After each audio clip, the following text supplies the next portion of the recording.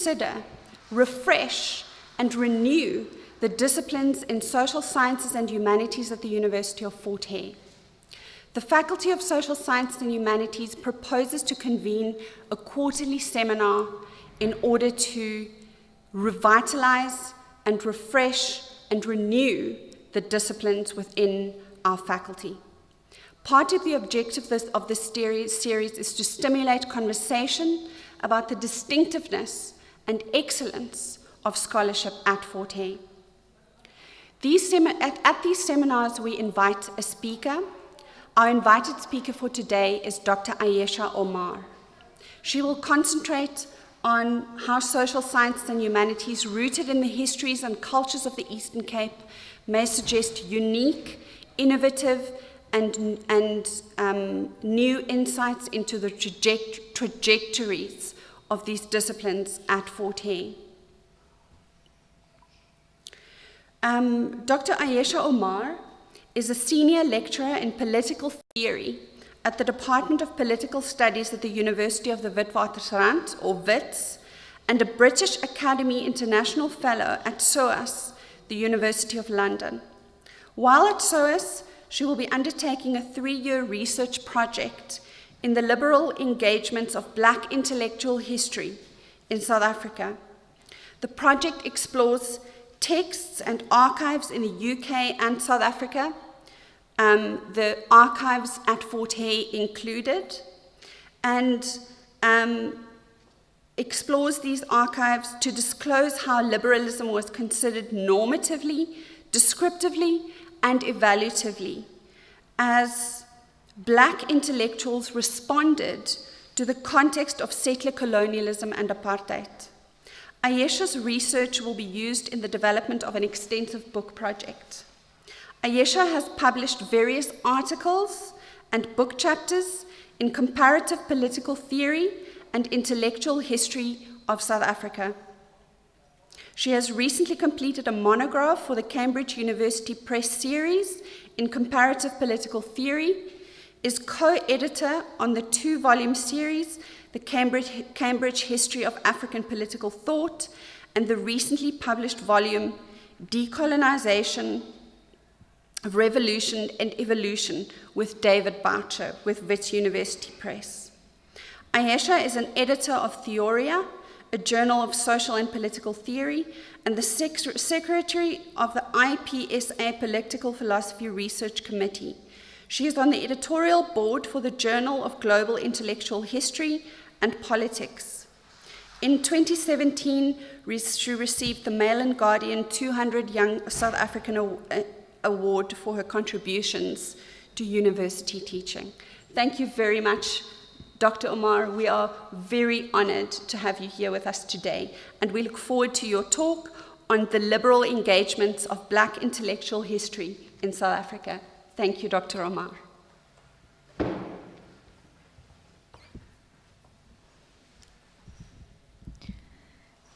I shouldn't worry about the slides, right?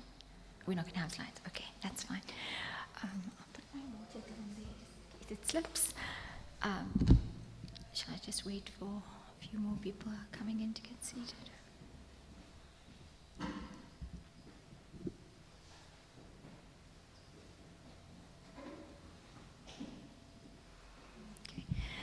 So a very, very good morning to colleagues, guests, students, and members of the Fort Hare University community. I'd like to commence my address today by conveying sincere gratitude to Professor Rihanna Olofsson and Dr. Chris Alsobrook for their gracious invitation to present today. I'm truly delighted to be here. I am an undergraduate sort of alumni of the Eastern Cape, having studied at Rhodes, but this is the first time that I've been to Fort Hare. This morning I had the very brief privilege of walking around parts of this very historic campus, and was profoundly moved by the tangible sense of historical legacy. Fort Hare's significance in shaping the minds of African thinking and African studies is obviously palpable in the halls of this particular gallery, but to deliver a lecture on Black intellectual history in this institution which has been both a catalyst and crucible for African thought and its intellectual fermentation, is really a privilege that inspires me. Forte is not just a setting for our discussion today, it's also a living and breathing participant in the narrative of this research project and the focus of my lecture. So, just briefly, in my lecture today, what I hope to do is to draw on several archival threads that arise as Professor Olofsson has just mentioned, a new research project that I've undertaken with the British Academy at SOAS. The project, entitled The Liberal Engagements of Black Intellectual History in South Africa, is concerned with examining the complex and fluctuating engagements of Black intellectuals with liberal thought in South African historiography.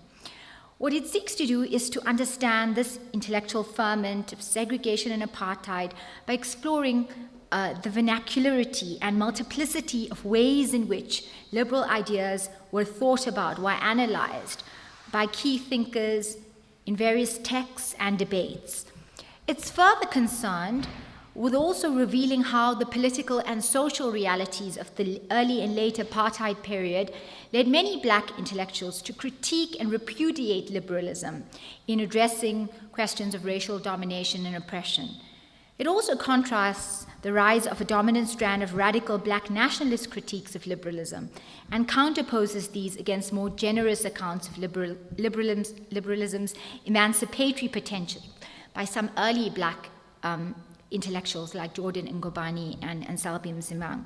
So the premise of this project is really to argue or to challenge this popular narrative that Black intellectual history was almost ubiquitous in its treatment of liberal ideas. And I'm talking about liberal ideas, but liberal intellectual ideas. And I think this is a really important project to undertake in the present moment or in the contemporary context because of the divide that we find in South African historiography between the radical and the liberal, something that is even difficult to reconcile in the present moment. And most of you will be aware of the kinds of debates that we were having in the run-up to the formation of the Government of National Unity, and there was just this very kind of pejorative conception of what was the ANC really a liberal organization, and was its leaders capitulating to a form of pernicious kind of neoliberal discourse. So, while liberalism in contemporary South Africa has this vexing and complicated place, and its utility for a Black, economically disenfranchised majority is frequently contested, the premise of this project is that the 1996 adoption of South Africa's democratic constitution outlined a very clear framework for a liberal democracy. And this came as a surprise to many who equated Black African nationalism with more socialist and Marxist strands. So the triumph of liberalism was evidenced in the path chosen by people like Nelson Mandela and the ANC, which relinquished its attachment to socialist principles in some respects in favor of a more liberal democratic polity. The project, as you can imagine, is very dense, and it's not possible for me to capture all of the various parts that make up this broader research or writing book project. And so what I'm going to do is try and collapse a few things in this short presentation for the benefit of people here in terms of historical background, but then get into a little bit more kind of substantive discussion towards the end. So I'll start the lecture, and the lecture, as I said, is structured in 3 parts. So I had some slides, but that's fine. I'll just speak to them. The first aspect will discuss some brief, I'll make some brief methodological remarks. I'll then talk about South African liberalism at its inception and its historical foundations. I'll talk about liberal political thought, and then I'm going to focus in the last section on one figure from this research project, and that is the figure Z.K. Matthews, and I'm going to talk about the complexities of his liberal ideas. So, in a broad sense, this project is really underscored by the imperatives of methodological inquiry. And what do I mean by this? Method is, I try to argue, enables how we read the history of ideas, of institutions, of political figures in more complex and nuanced ways. So by claiming the utility of this approach, In one respect, I'm trying to argue for greater reflexive meaning on contemporary political and social challenges, and to also better address the kind of polarizing political debates that we often have. Since the installation of the democratic dispensation in South Africa, a desire to excavate the Black archives and to revive the largely neglected ideas of Black scholarship is certainly evident.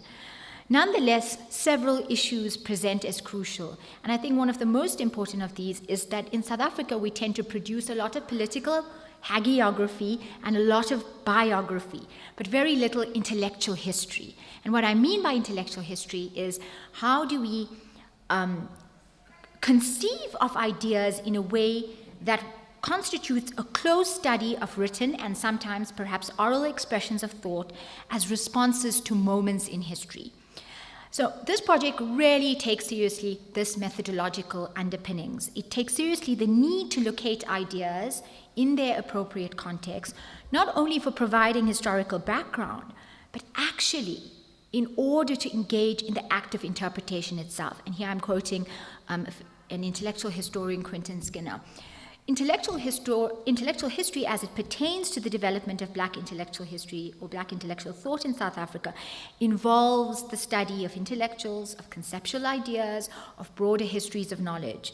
Intellectuals also can be viewed through a capacious definition. We can explore the work not only of academic scholars, people like Matthews and Bernard Magobane, Sam Noluchungu, etc., but also of what we call movement intellectuals, revolutionaries, activists, and their ideas. So beyond its focus on just political registers, what I'm arguing is that this distinctive aspect of intellectual history is an attempt to recover both the assumptions and the context which produce ideas to establish their full meaning. Ideas in this way are recognized as historically conditioned and interpreted within the purview of a broader context. In the case of South Africa, I think this is particularly important. Why? Because historical context allows us to understand social struggle, to understand liberation and revolutionary organizing, to understand questions of institutional and legislative transformation and trade, to also understand the way in which transnational solidarities were very much entangled with the liberation discourse. I think also that, and this will be my last point on method, South African Black intellectual history undertaken in the form that I'm trying to outline really offers a productive path for retrieving and recentering these ideas. And there's a hope, if we do it properly in this way, that there can be a serious kind of epistemic revival of South African historiography. In particular, this revival constitutes a genuine awareness of context, but enables a richer account of the discursive practices, the debates, the economic and social conditions which underpin ideas. I'm going to actually now move on to the first part of my lecture, which now is interested in trying to understand, if I'm going to talk about liberal engagements, I cannot do it without providing some kind of important background on South African liberalism. So where does South African liberalism come from? How do we understand it? Where is its antecedents? Where does it come from in history? How does liberal thought actually develop in the trajectory of South African history? So here again, I'm not going to provide a very sort of extensive account, but at least some kind of a few brief overview comments, which I think will help us to locate and understand some of the disjunctures that I want to outline later. So liberalism in South Africa emerges, as we know, during a period when colonialism and segregation was prevalent. And the ideology, which initially catered to the interests of white European settlers and was often complicit in the systems of oppression that maintained racial hierarchies and colonial political structures, was liberal thought. In this way, Saul Du Bois is quite right in arguing that in South Africa, liberalism's institutional reach was broad and its history long, but it often represented a thin universalist creed that was fragile and limited. Du Bois suggests that it was filled with idealism, with ambiguities, and with what he calls self-regarding complacency. And I think this captures it quite well. Because what we see in South Africa is that liberalism, that we have a very weak liberal intellectual tradition without ever producing a radical variant. So 2 important points I think require emphasis here. Both these points, I suggest, relate to the question of liberalism's historical foundation and its complicity with propagating segregationist ideology. The foundational relationship between liberal thought and the development of segregationist policies in South Africa has been outlined by a number of academics, and so this work has been extensively done. I sort of would refer to theorists like Paul Rich, J.W. Sell, Martin Legesic, etc. They make several propositions, and I'm just going to kind of encapsulate them quickly. And I think the propositions that instantiate what they're trying to argue is that liberal social theorists like Howard Pym, Edgar Brooks, and Charles Lorem devised some of the most sophisticated arguments in support of segregationist ideology. All of these theorists sought to advance a theory of territorial segregation as a solution to South Africa's native problem. Moreover, they sought to establish a comprehensive policy which, by humanizing the nature of white domination and facilitating African advancement, would avert any serious threat to white supremacy. These thinkers did not only form part of South Africa's liberal tradition, but they also held key positions of social and political influence, including the formation of liberal organizations like the South African Institute of Race Relations during the interwar years. The key point that I really want to emphasize here is that many early liberal thinkers and movements in South Africa either supported or failed to adequately challenge segregationist policies. And while they advocated for individual rights and freedoms, these rights were often framed within the context that excluded the majority of the population, particularly black South Africans. And this complicity has resulted in a legacy where liberalism, which undoubtedly transforms itself in various iterations later on, is viewed as a tool that legitimized and perpetuated racial discrimination and inequality from its inception. As such, the manner in which liberal thought laid the ground for segregation's emergence as a hegemonic or consensus ideology within white South Africa cannot be understated. It was liberal theorists that helped define the native question by formulating, interestingly enough, its conceptual vocabulary. The liberal theorists C.T. Lorem and John Sell, for example, colluded with General Herzog in drafting and supporting the segregationist programs. A.W. Roberts, a liberal educator at Lovedale, which is just down the road from here, or across the river, curiously wrote a memorandum in support of segregation. On the whole, and after the formation of Union in 1910, segregationist ideology can be pronounced as being insidiously linked to liberal ideas, and the idealized liberal values of common citizenship associated with the 19th century Cape seemed a distant antecedent. While some of these views were recanted and revised by Brooks and others from the 1927 onwards due to the pressure of African members of the Joint Council movements, the foundation, I suggest, had already been laid. Liberal thought and its entanglement to racist and segregationist discord was laid to bare, and the term liberal would not easily shed its pejorative label from the perspective of black intellectuals. And so, liberalism's weaknesses were clear to many black intellectuals concerned with, for example, as Biko argues, its proximity to whiteness and its lack of potential for radical social and egalitarian change. There's also an economic aspect to liberalism and capitalism, which I'm not really going to delve into here because it's a much broader argument, but many of these, that aspect is actually important in kind of the race-class debates which take place from sort of the 1970s onwards. Now, this story that I'm trying to tell, or this background that I'm providing here, is not just unique to the South African context. That the liberal tradition in South Africa was influenced by broader imperial ideologies that sought to civilize, colonize people belonged to a much larger story on liberalism's illiberal origins. And this paradox has been explored in depth by scholars such as Uday Mehta, Jennifer Pitts, and Duncan Bell, who have critically examined the colonial underpinnings of classical liberal thought. Uday Mehta, in his seminal work Liberalism and Empire, argues that liberal thinkers of the 18th and 19th century, far from opposing imperialism, often provided intellectual justification justifications for colonial expansion.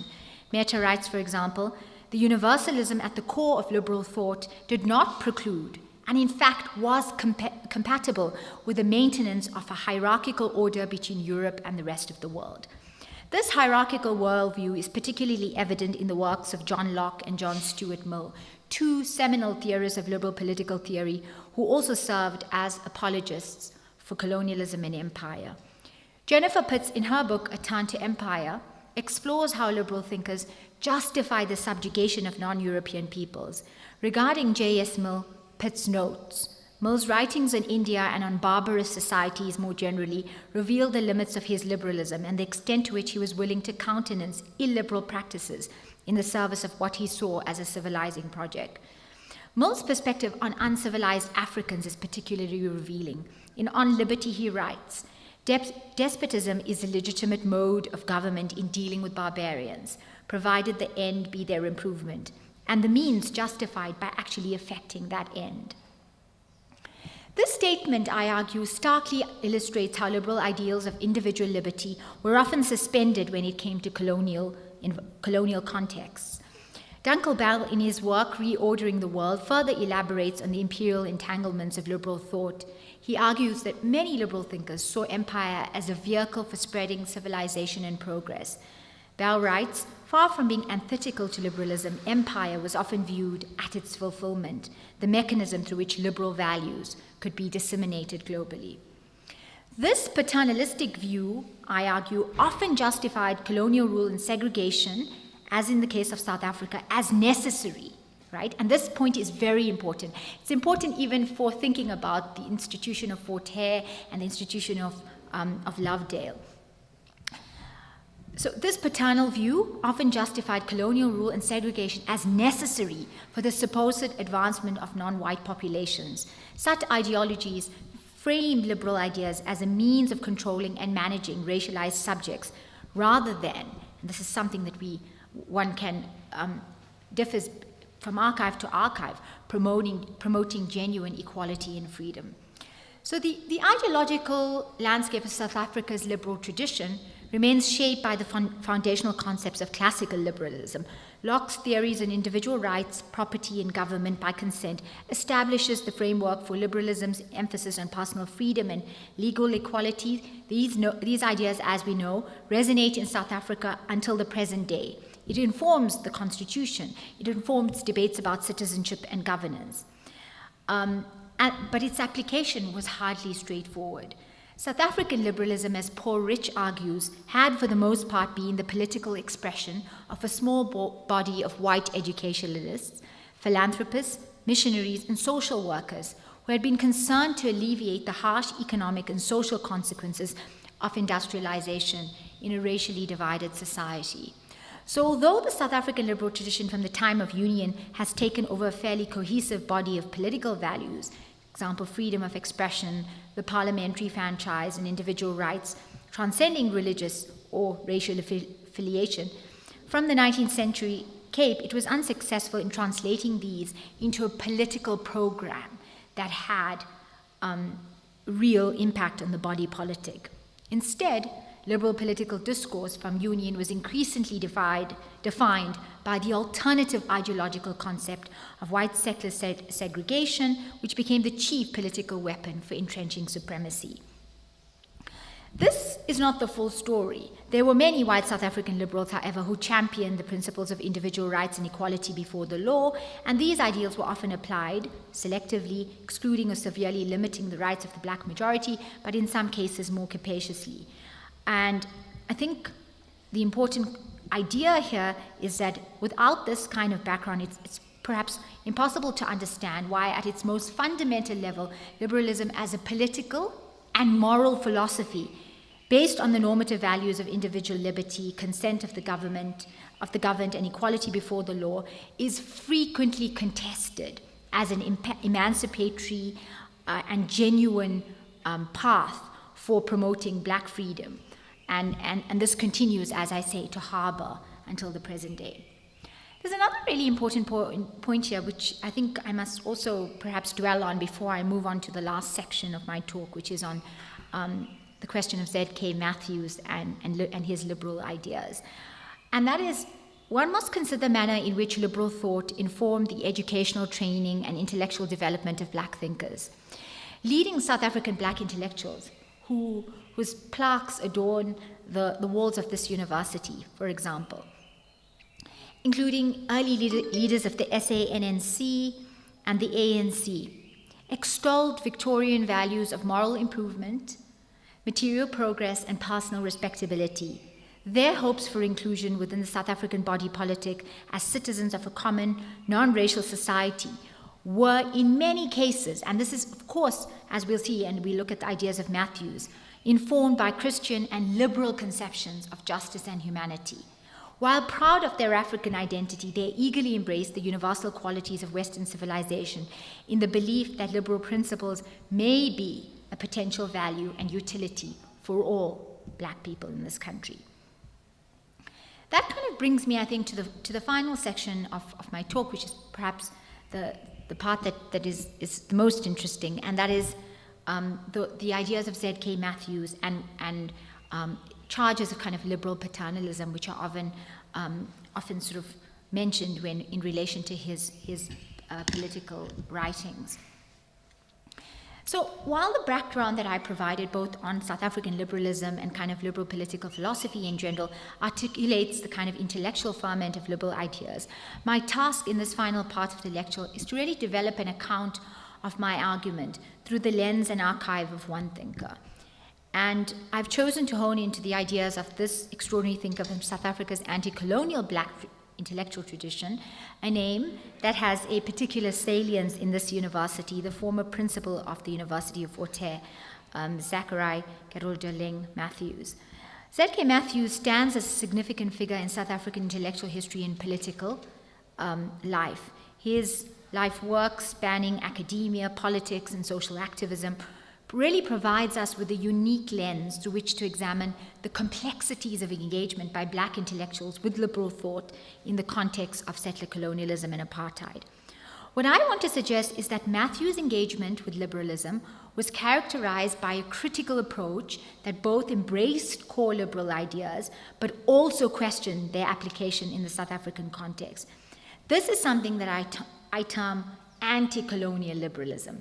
It's a term that I coin to kind of understand the engagements of people like Matthews, but other thinkers in the black archives, where there's a very kind of complex and nuanced way in which they think about liberal thought in general. Let me begin by trying to clarify the contours of my claim. Z.K. Matthews is considered a liberal primarily due to his engagement with various forms of liberal thought and his advocacy for political representation and rights for Africans within the context of South Africa's oppressive political landscape.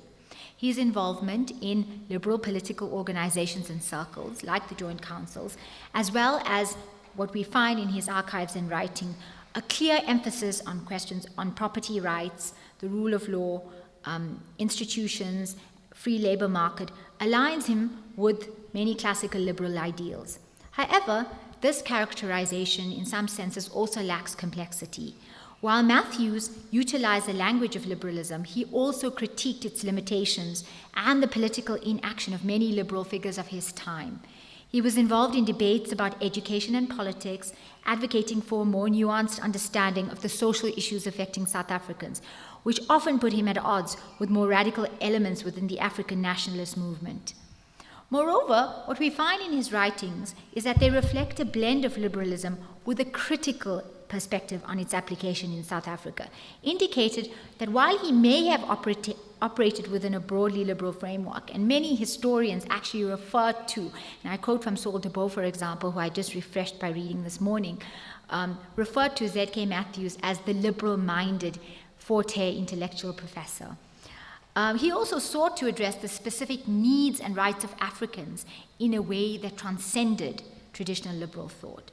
So through an analysis of Matthews' writings, political activities, and educational philosophy, I suggest that Matthews developed a complex approach to liberal ideas or liberal thought, embracing some of its normative ideals while critically examining its its evaluative aspects.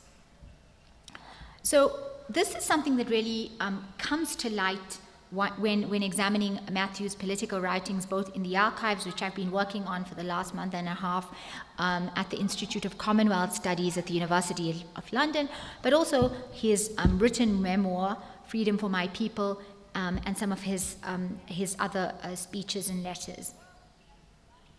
Various aspects of Matthew's writings reflect this critical stance towards the notion of liberal thought, but also of liberal education. And I'm going to just maybe pick on three that I was able to kind of select from his memoirs. One was this critique of paternalism. Matthews really expresses a skepticism towards the paternalistic attitudes of liberal thinkers who viewed Africans as needing guidance or control. And this is a common theme that he expresses in his writings. This critique indicates his rejection of liberalism that fails to recognize the agency of African people. And this is what I mean by the distinction between an evaluative notion of liberalism and a more normative notion of liberalism. As he evaluated and thought about liberal thought in the context of South Africa, his anti-colonial liberal ideas were far more critical than perhaps when he was writing about some of what he believed were the more promising normative aspects of liberal ideas. There was also the rejection of compulsory ethnic division. Matthews emphasizes the importance of educating different groups together and opposes any form of compulsory ethnic division in education. He believed that such divisions were contrary to the ideals of equality and inclusivity that should have underpinned liberal thought and liberal education, both, especially at Lovedale. And this is something, again, that comes about in his memoirs quite strongly, where he was very much opposed and even admonished the kind of educational structures for imposing those kind of ethnic divisions. There was also the question of political engagement, and perhaps this is, again, something that one is able to garner from his personal writings. Matthews was really critical of the limitations of liberal education when it did not lead to active political engagement. He sought to move beyond theoretical discussions and emphasize the need for practical involvement in the struggle for rights and justice of Africans. And he might not have embraced a more militant form of thinking about that struggle as opposed to other African nationalist leaders, but clearly in his work there was a sense in which struggle was defined through the parameters of an African nationalist revolution. Amongst other things, as we know, Matthews was one of the treason trialists during the late 50s. So to analyze Matthews' engagement with liberal thought, I then try to employ a distinction between these two conceptions of liberalism, or these two conceptions of liberal thought, what I believe to be its normative and what I believe to be its more evaluative aspects. The normative conception focuses on the ideals and principles underpinning liberal thought, such as individual rights, equality, and the rule of law. The evaluative assesses how these principles are to be implemented in practice. This framework, I think, is very useful in trying to understand why Matthews oscillates between the two and why one cannot just couch him or box him in as an African intellectual that was a liberal in orientation. Rather, that Matthews' position as both an advocate for liberal ideals and a critic of their practical application in colonial South Africa. Of course, we know that Matthews' engagement with liberal thought was significantly shaped by his own education here at Fort Hare. As Massey notes, Fort Hare provided a liberal educational environment that emphasized critical thinking and intellectual engagement, but along the paths defined from its from the way in which it was first defined in Lovedale. This foundation influenced Matthews' belief in the transformative power of education for African people, which he viewed as essential for political participation and social change. And so Matthews does not uncritically absorb all aspects of his liberal education or of what he believed to be the promising parts of liberal ideas. His exposure to diverse political ideologies at Fort Hare fosters a much more broad-minded approach to political thought, allowing him to engage critically with some aspects and eschewing others.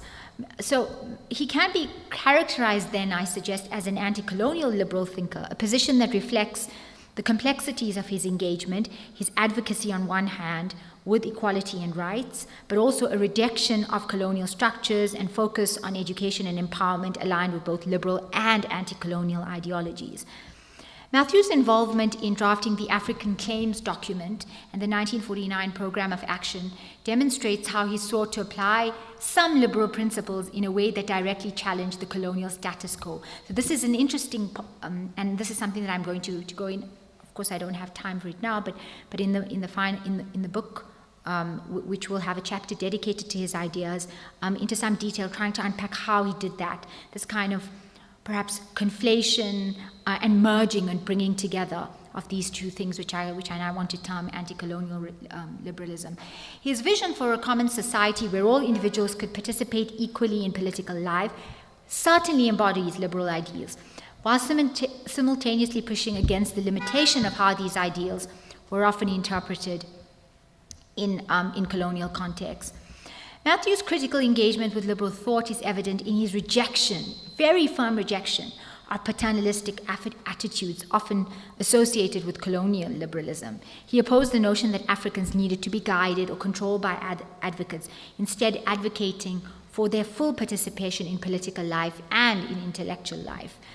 This is something quite interesting in his memoirs, where he talks about the importance of African professors and an African elite really like developing a sense of understanding African history, and this is why African studies actually really develops out of Fort Hare. A distinctive aspect of Matthew's approach to liberal thought was his ability to balance individual rights with community empowerment. While classical liberalism often focuses primarily on individual liberties, Matthews, in his work, for example, recognizes the importance of collective action, mass action, and community solidarity in the struggle against apartheid. This nuanced approach allows him to bridge the gap between liberal ideals and communal values deeply rooted in African societies. And finally, Matthew's engagement with liberal thought can be described as characterizing a profound commitment to some core liberal principles, but coupled with a willingness to critically examine these ideas. His work contributes significantly to the development of a uniquely South African strain of what I want to term now anti-colonial liberalism, laying the groundwork for subsequent generations of thinkers and activists who sought to adapt universal principles to local realities and challenges. And perhaps I think this is something for us to think about as we move into this contemporary moment. Thank you very much.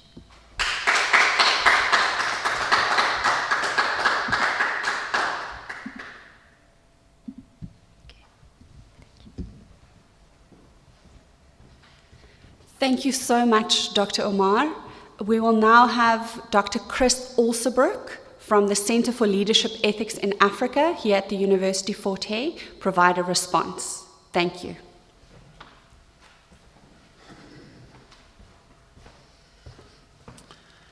Thanks, Aisha, Dr. Omar. Aisha and I have known each other for quite a while. We were at University of Johannesburg back in, when was it, like 2010, 2011. Yeah, working at the same time there. So that's how we got to know each other.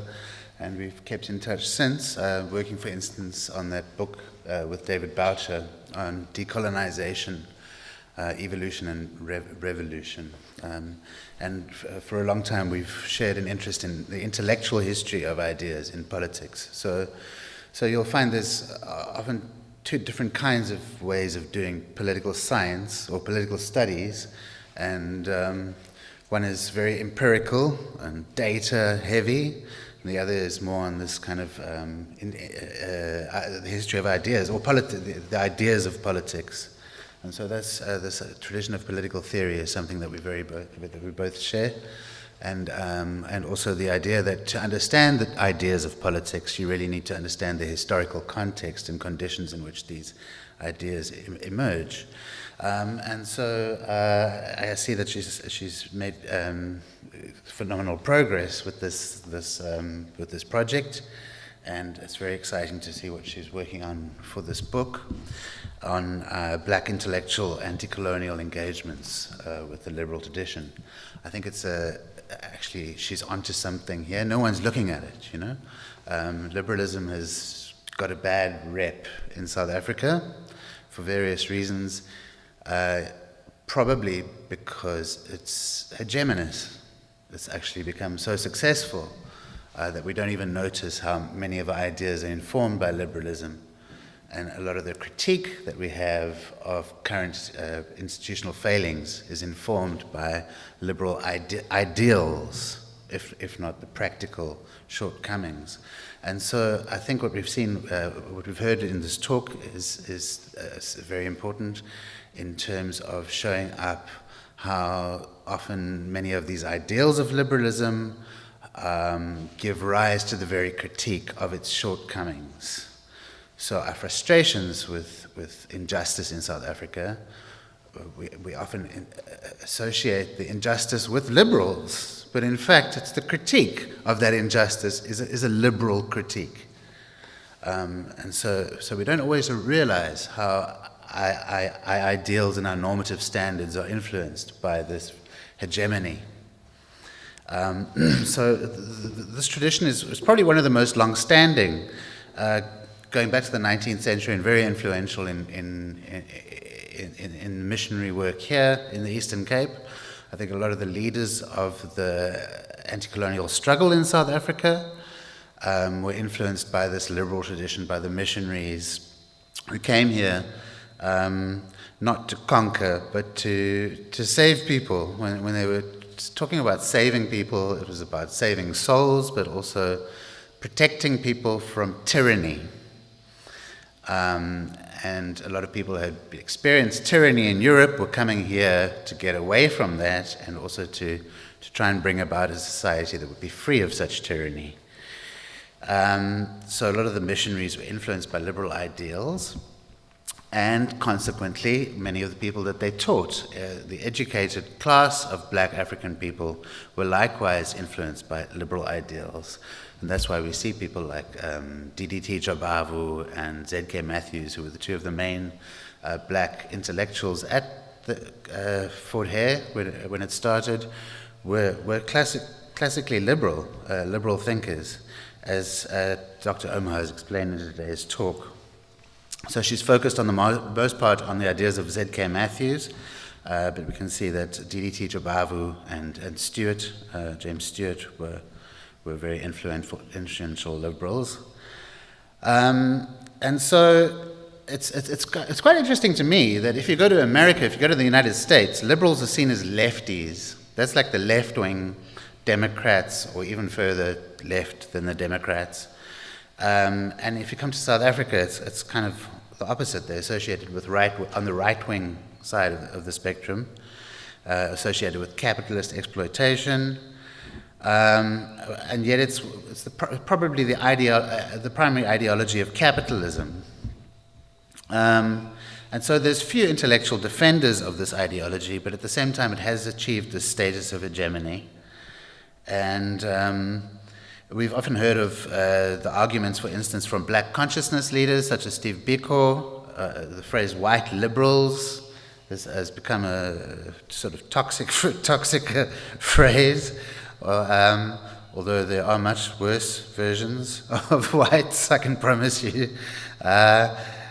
Anyway, the politics of Biko deeply influenced liberal political thinking, actually. So black consciousness, although it's seen as a critique of liberalism, many of the key tenets of black consciousness can maybe be seen as an internal critique of liberalism. And that's something that I wanted to talk a little bit about the talk, but I'll get to that.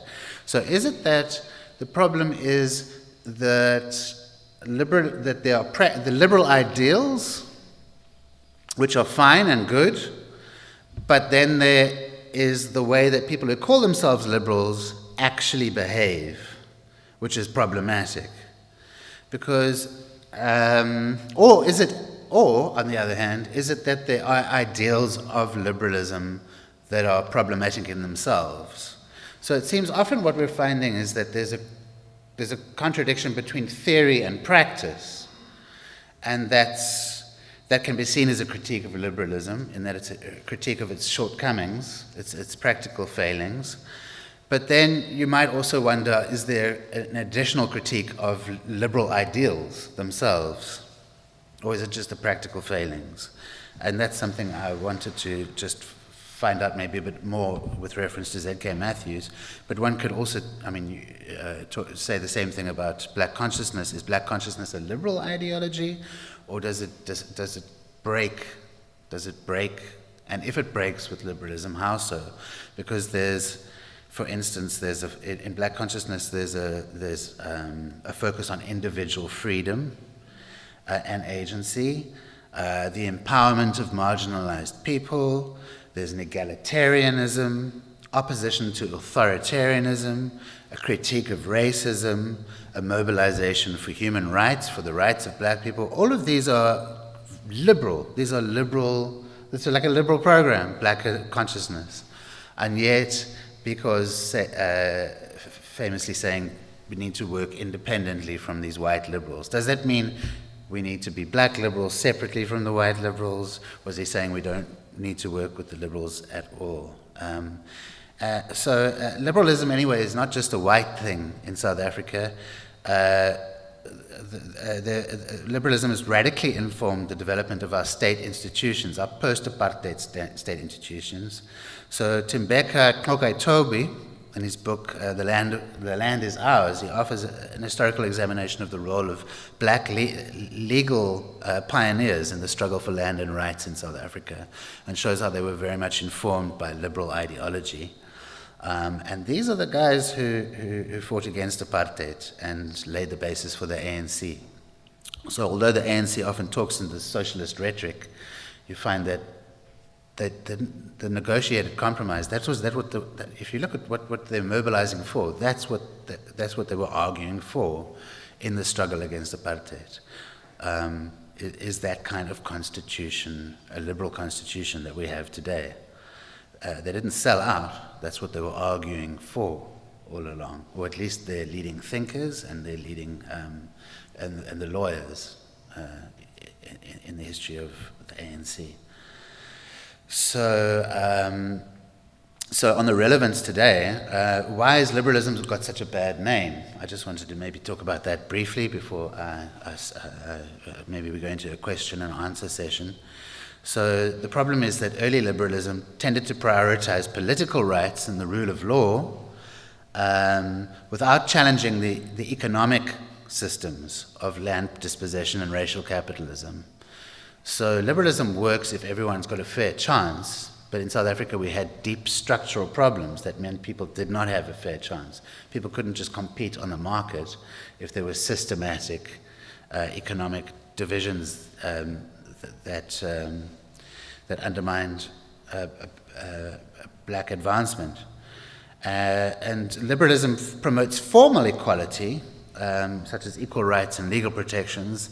It's not managed to address structural inequalities and the economic disparities. When you need to, so for instance, affirmative action is a classic example. Liberalism doesn't work well with affirmative action. Liberalism is everyone should be treated the same. Affirmative action is, no, you actually need to support black people specifically. So it doesn't classically align with liberalism, and the need for black advancement is perhaps goes beyond liberalism in that way, right? So not treating everyone the same. And so that leads you to question, why was there liberal segregationism? How did that even come about? How is segregation a liberal ideal? Yeah? And the reason is actually, interestingly enough, it was supposed to be more progressive. The idea of liberal segregation was supposed to be more progressive because originally liberals in the Cape said, no, you need to treat everyone the same, right? Under the same political system and the same rule of law. And then there were people like Loram and Brooks and so on, who said that people are not the same. Some people have totally different cultural practices. And African people are not the same as European people. They have different political cultures. And so if we're going to acknowledge different groups equally, then we need to separate them so that they can live according to their cultural goods. We have different good ideas of the good life, and there we should all be allowed to practice those versions of the good life. And so it was seen as a critique of assimilation, of universalism. And in the same way that black consciousness is a critique of universalism, trying to treat people on the basis of who they are and not just everyone as the same, that we ended up with something like apartheid. Apartheid was originally a progressive critique of the shortcomings of liberalism, from within liberalism. So it was a liberal ideal rather than a nationalist, kind of ethnocentric idea to begin with. And so it's interestingly that apartheid comes out of a liberal tradition in that way, but not classic liberalism, a critique of an internal critique of the shortcomings of liberalism. So I think that's quite important to take into consideration. Also, about method, you're talking about your method in history of ideas. It's interesting to me that there's a revisionist historiography in South Africa, which is influenced by Marxism. Marxism is a critique of liberalism, and they were interested in how liberal historians were just talking about ideas as if they'd just come out of nowhere, and they said you have to look at the historical conditions of ideas, which is precisely not a liberal move in itself. So it was a critique of liberal historiography that led to the revisionist school, which informs your very method in itself. So I just found that quite interesting. So some of my main questions are, was it the shortcomings, the contradiction between ideals and practice that motivated people like Z.K. Matthews, or was it a critique of liberal ideals themselves, the theory itself, that they found problematic? And maybe we can talk a little bit more in the Q&A about that. Yeah, thanks.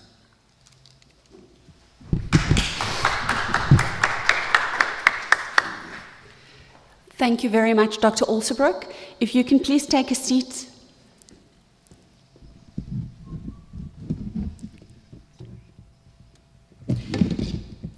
Thank you very much. So, Dr. Omar, what we're going to do now is we will provide an opportunity for a bit of a discussion between yourself and Dr. Alterbroek. So if you would like to provide some responses to his response, and once we've done that, then we will take some questions from the audience. Thank you.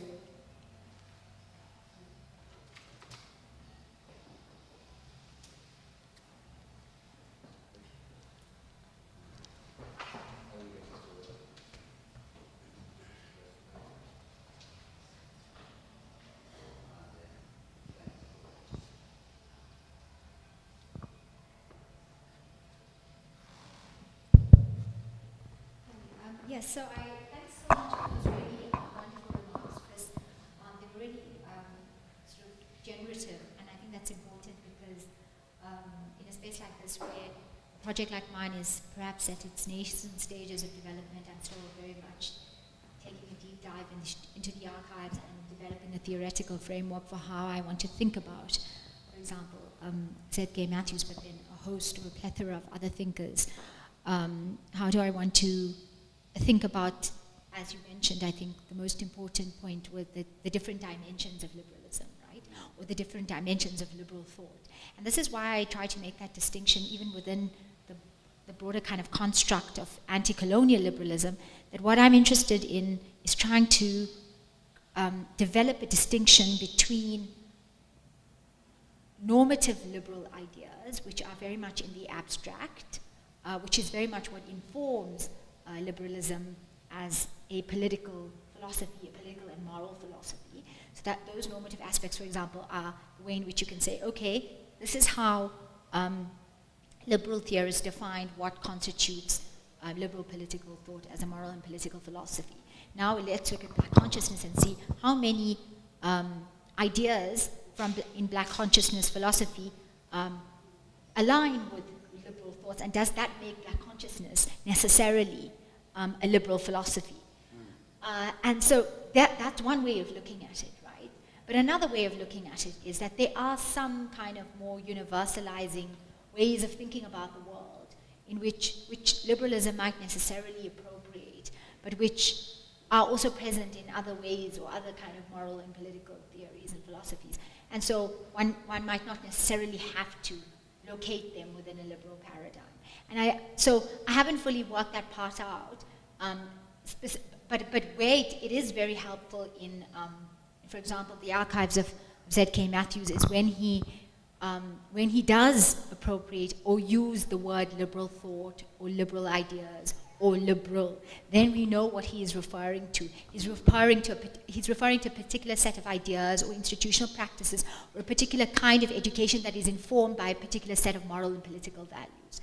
And those values are liberal in orientation because they underpin what you just described: freedom of expression, the idea of egalitarian change, egalitarianism, equality before the law, institutions, and so it's much more specific there than it is perhaps with Biko, because Biko is not really interested in the normative aspect of liberal ideas.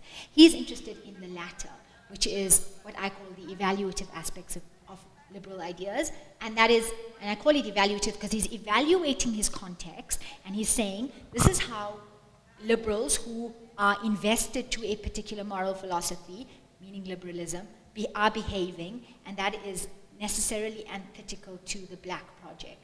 And so he's critiquing liberalism on that very kind of evaluative level rather than on its kind of normative prescriptions. So perhaps there is a confluence there between the two, and that needs to be very carefully unpacked. The one of the challenges that one finds in this kind of project is foisting onto the thinkers what we believe to be their intentions, which is a methodological problem. It's like saying, for example, if we want to do intellectual history properly, right, we want to really understand, Skinner famously argues, the meaning and understanding of history of ideas is to understand the words as utterances of a particular author at a particular time, conditioned by a particular set of circumstances.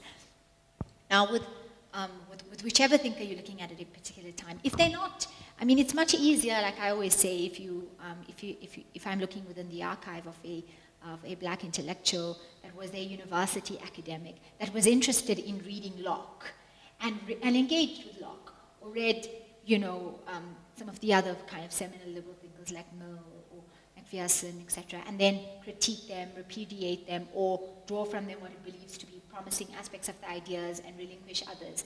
So, and that is very, that occurs from, like, in particular archives, and it's a very natural way of understanding, of making this argument that they were critics of liberalism, because they are quite open about what aspects of liberalism they are critical of.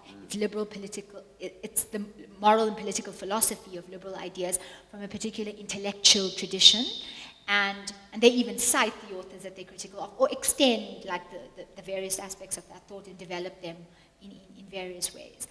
But with thinkers like Biko, none of that is actually taking place, right? Biko's not interested in those. He is definitely engages in his ideas with various intellectual traditions, but not with the liberal intellectual tradition. Does that then, from that can we then discern or make a judgment that perhaps he considered it to be unimportant and not as something that didn't merit any attention, and so this makes him a critique of liberal thought itself? So why I find it's more useful to use this three-pronged distinction is because it helps me to tackle various bodies or archives of work in different ways. Because if I'm just going to look at it from the normative aspect, it's not always clear to me whether somebody could be considered liberal or not, like you just mentioned. But if I look at it, if I'm able to disentangle between a normative and an evaluative, and when I talk about evaluative, how do we evaluate liberalism? By examining its commitments to individual rights and freedoms in a particular context, by kind of conditioned by a particular set of practices in a society. And this is where the evaluative aspect of liberalism was what many Black thinkers were very critical of, because what they believed to be liberals were disingenuous. They were necessarily hypocritical in terms of they had this philosophy that they were committed to, which espoused all of these very emancipatory and egalitarian ideals, which were absolutely in contradiction to segregation and apartheid, yet still they found space to kind of somehow rethink, reformulate the contours of liberal ideas within a segregationist discourse. I mean, with Brooks, Edgar Brooks, it's very interesting because he goes on later to recant some of those claims that he makes, and especially later, even other leaders of the Liberal Party. But what you find is, even when you look, when I was working in Selby Msimang's archive, and he was a black intellectual who was formerly part of the ANC and then later joins the Liberal Party, right? The Liberal Party of South Africa, and is very much committed to a liberal vision. And in Msimang's archive, what you find is that he is constantly against this wall of opposition within the Liberal Party that is not in support of, that wouldn't support him as an African, firmly committed to the normative project of liberal ideas and of the Liberal Party's vision for how it envisages what the society should look like post-apartheid. But many within the Liberal Party are still very conservatively. They have a fidelity to not kind of opposing the structures of racial segregation, domination, supremacy, hierarchy. The status quo can stay the same. And again, what you mentioned now is this notion of separate development, that different societies can develop on, based on their particular kind of political cultures, is something that liberals found an affinity to. And this is obviously problematic from the broader perspective of what liberalism really stands for, because at its core, and this is why I thought it was also important in my talk to foreground some of the aspects of liberal political thought within kind of the history of political thought more generally, like looking at Mill and Locke and all of them. Like when they were talking about these high ideals, why was liberalism so illiberal at its origins? I hope that answers that. Yes, thank you. Thanks. It's interesting actually that many of the principles of liberalism can be associated with the same principles of Christianity, and a lot of liberalism comes through from Christian missionary education, and you'll find the same thing, interestingly enough, with the criticisms of Christianity. The criticism is not of the ideas, it's not of the norms of Christianity, it's of the behavior of so-called Christian people that much of the criticism comes about. So it's often, if not on the ground, but in intellectual critique of apartheid and colonialism, it's often people who are not standing on the outside criticizing this system. There's people who've been educated through the system that have come to understand the theory and the normative guidelines of these practices, and then see that there are contradictions between the practice and the theory. And it's in fact appealing to these very ideas that they're in their criticism. Can I just come in there, because that's a really, really excellent point. It's also an important point, because I didn't even emphasize Christianity enough in my lecture when I was talking about Matthews, but it's a very important part, because Matthews himself was a committed Christian liberal. In fact, he was reform-minded, and the two most important parts, I think, the two most important aspects which inform his political thinking is Christianity and liberal ideas. And of course African nationalism, which comes about a little bit later. But again, there he saw African nationalism as a kind of a fit in terms of what he was talking about, and didn't want to kind of extend it in a very kind of militant or radical way as some maybe other Africanists were advocating for at the time. But the point, just that's really excellent point that you made just now, is that what we see is that, yes, many early South African black intellectuals were influenced by a mission education, by Christian thought, which was liberal in its origin. But then there's a tension between Christian universalism and racial segregation. And this tension, I think, is something that is often not teased out enough. I'm not sure how much of literature there is on this. Some people have done that literature, but or have looked at this research study, but it does beckon a little bit more of our academic attention. That liberal Christian ideals were often compromised in practice as a consequence. And this is quite clear. This is something that Matthews is really struggling with, and you can see it as an undercurrent in his particular memoirs, but also in some of the archival papers that I've been working on at the Institute of Commonwealth Studies, because when he's describing a particular education, a particular kind of event or context, or providing a social commentary of his time in his papers, he wrote in a very kind of elaborate way. He is concerned that while mission education is a vehicle for black advancement, which he recognizes as important, he is also concerned with the fact that those liberal ideas necessarily come with a civilizing mission. And that civilizing mission is something quite pernicious from the way in which he describes it, because it's associated with this baggage. It's a very loaded kind of baggage. It has this background of that, that African advancement is curtailed, and that there's certain kind of scientific and other premises which, Lawrence famously wrote the book about the advancement of African education, which informed Herzog's policies. And there it was about promoting educations by reinforcing that there are inherent racial categories that are evident. And so, somebody like Matthews, who tries to combine his Christian ideals and liberal thought, is very much caught in that bind. If I could come in here, it was asked online to please elaborate a little bit more on the point that you made, Chris, and I think that this relates, which is why I interrupted. I apologize. But they want to know more about how apartheid had its roots in liberal ideals. Yeah, I did speak about that in the beginning of the lecture quite a lot.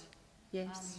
If you can maybe just elaborate a little bit. Yeah, sure. Thank you. I think that was one of the reasons, because when I was constructing or developing this lecture, I was thinking about whether all of that background would be important, but then I realized that for somebody who is coming in as an observer or a listener who doesn't have the sort of understanding of the background, that link is very important to help us formulate or understand the arguments which come later. Do you want to go first, Chris? Well, yeah, just that it's an internal critique of liberal universalism. And so there's a cultural pluralist critique of liberal universalism. And it's just the recognition. So it's kind of like if you look at Sobukwe says he's a non-racialist. He says there's no such thing as race. Yes. Okay? Yes. But then it comes to the Freedom Charter, and it says the land belongs to all who live in it. And the PAC says, no, the land belongs to African people.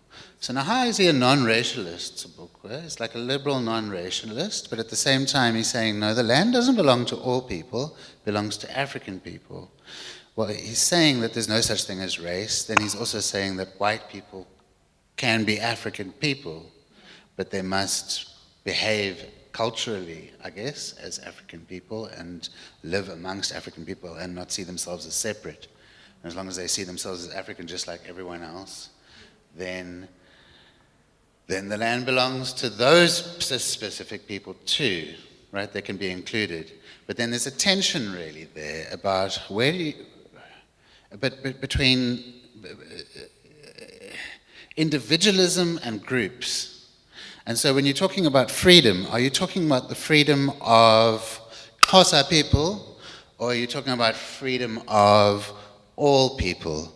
Or if you say the land belongs to all who live in it, is it just for a specific kind of person, or is it for anyone who happens to come here, even if they say Canadian and they just arrived off the boat, So it's that universalism is going to lead to a tension when it's led to a specific domain, and the acknowledgement that people are different comes out of the black consciousness movement, but it also comes from within that liberal tradition, with people saying, look, these are African people, they want to live differently to how these white people want to live, and so for them all to be free, we need to recognize separate polities in the same country. And that's a problem with multiculturalism that liberalism is always running into, it seems to me.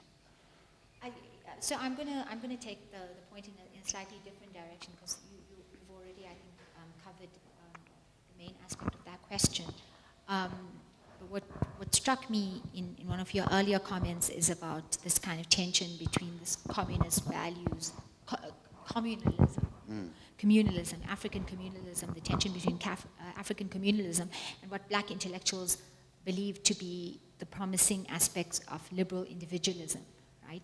The liberalism was an individualist philosophy, and I think that goes back right to kind of the moral philosophies of Ubuntu, etc., which is very much centered in African life. And so this divide between individual rights and communal values then becomes a tension that you even see in Matthew's work, because there's a liberal emphasis on individual autonomy that he's very much committed to, but then, and he talks about the importance of African agency and African personhood, etc., but then he's talking about African notions of personhood in a broader kind of, almost a philosophy which takes seriously the importance of community life, right?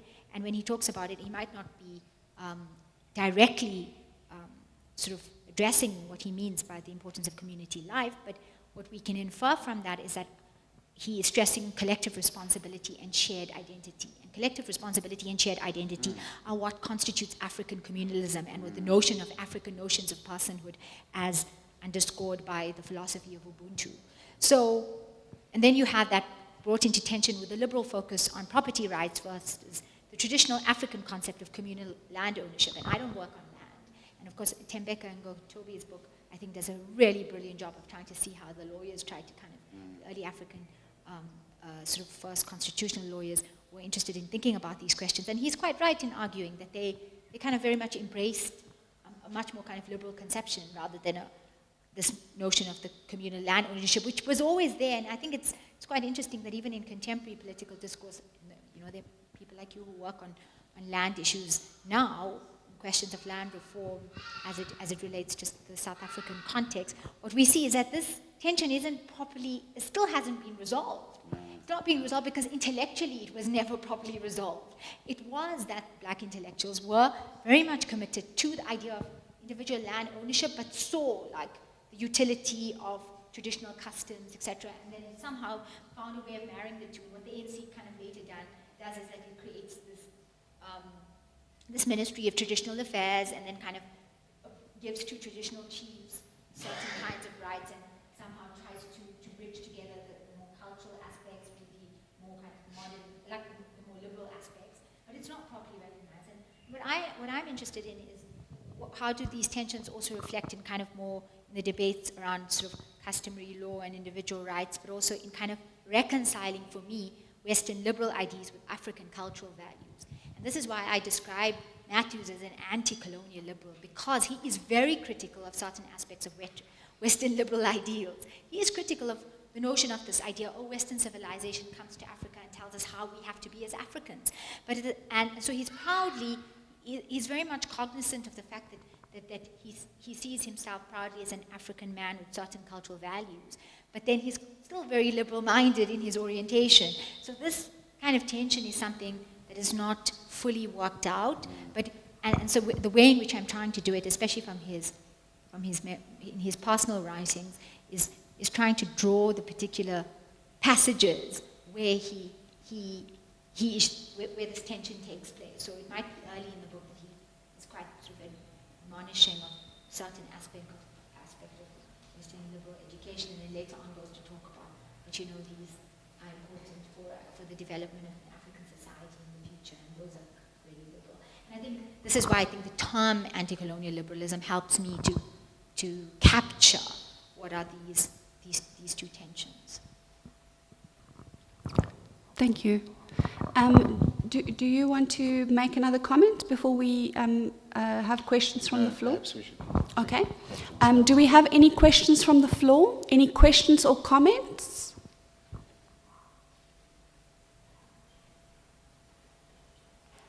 Yes, please go ahead. Thanks, guys, for the chat, actually. I think the conversation between you guys builds a lot of context and pictures of what you're thinking to. I just want to point out that if you speak about historical histories, when one understands black individualism, isn't it interesting that at the backdrop of these institutions, missionary institutions, being set up specifically in this region, it comes with the backdrop of, quite some time, quite a prolonged era of colonial wars, anti-colonial wars by specifically in this region among Xhosa traditional leaders. Now, the production of the Christian Bible, in particular in this region through the Love the Press, played a big role in Christianizing most of these warlike groups that were in this region. And now, wouldn't you say that the very fact that these missionary stations produced, as you're saying, black intellectuals, who are actually criticizing the fact that the traditional leadership, as you're saying, was compromised in the space of, I would say, anti-colonial, warlike traditional leadership here. Because without, in fact, if you look, before the production of the Bible, specifically in this region, most of the traditional leaders were not Christian. But as soon as Kama in particular took up Christianity, and some of the kings like Uyinza were actually assassinated, all of a sudden you start seeing a whole lot of missionary stations being formed from this side of the world all the way up to the KZN border. And couldn't that be said that it's directly linked to the fact that missionary work was actually not sanctioned by the British Crown? It was actually volunteer missions that were coming to save, as it were. But the saving, as Chris is saying, by Christian people, when you look at the action, is not actually quite Christian and moral. I'm just going to point that out.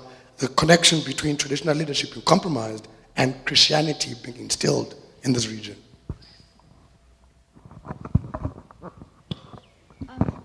Yeah, I think that from what I gathered from your question, because it was a complex question with various parts, the part that I thought was really kind of important and revealing was this connection that you were trying to draw between anti-colonial thought, this complex relation between anti-colonial struggles, African anti-colonial struggles, which were traditional in outlook and focus, and perhaps even embraced a form of militancy, which went against more kind of pacifist, like liberal conceptions, which were against sort of violence, and the way in which the influence of liberal and Christian ideologies came to undermine that. I think that's the point you were making.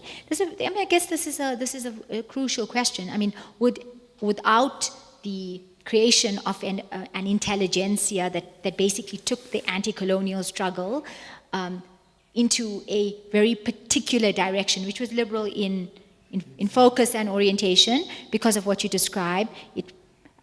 Very many of the early SANNC leaders before it became the ANC were very much against militancy, were very pacifist in their outlook. Even people like Luthuli later.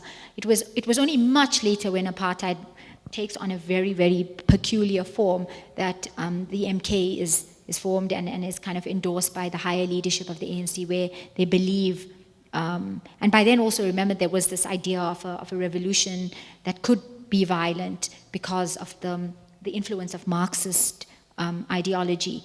But the introduction of liberal and Christian ideologies and their pacifying effects on the anti-colonial struggle is a really, really crucial point. Haven't done the research about it, but I guess just broadly what I can say is that were the critiques of these ideologies as tools of colonial control had a huge impact on anti-colonial movements. Anti-colonial movements were perhaps very pacified, and would the revolution have come sooner rather than later had this class of leadership and intellectuals, largely born out of a place like Fort Hare, maybe been indoctrinated by a different kind of education? Would that have led to a different outcome of a result? Is something really fascinating. And I guess it's not particularly clear whether in what direction it would have taken, especially because you point out that, in a place like this, where it was a frontier region, prior to the development of Christian missionary schools and educational institutions, African people were very much still wedded to an anti-colonial struggle that embraced a very, very different form of sort of struggle that was not in any way, I think, linked to this liberal notion of accepting and going to London to negotiate with your oppressor kind of thing. I mean, it's really interesting to see that in Z.K. Matthews' books, how this kind of liberal training from Lovedale and later, even at Fort Hare, gave them a certain kind of outlook, and the outlook was thinking about the liberation struggle as some kind of very respectable, demure, you need to go and you need to negotiate with your oppressor through writing petitions and rather than engaging in a kind of a military war. Yeah, that's true. Although, I mean, you can see where MK got us and where going to London, having your ANC office situated in London, and the entire anti-apartheid struggle and the pressure from the United States and economic sanctions, none of that came from a military struggle, but in fact came from that very same tradition that these people in their suits with their petitions started. So I'd arguably say that was way more. Some people in the room might disagree with you. But it's not a fully resolved question. That's historically it's very difficult to locate what brought the end of apartheid. Was it really this military struggle, which has its roots, its antecedents in a kind of more kind of anti-colonial? I mean, Mandela's quite open about it. He says, we come as Xhosa speaking people, we have this rich tradition, this enduring tradition of military conquest against our oppressors, and these are the people, these are heroes, Bambata, and he mentions all of some of the important Xhosa leaders from the region, and he uses that as an impetus to talk about like what is the spirit of the Mkontwe.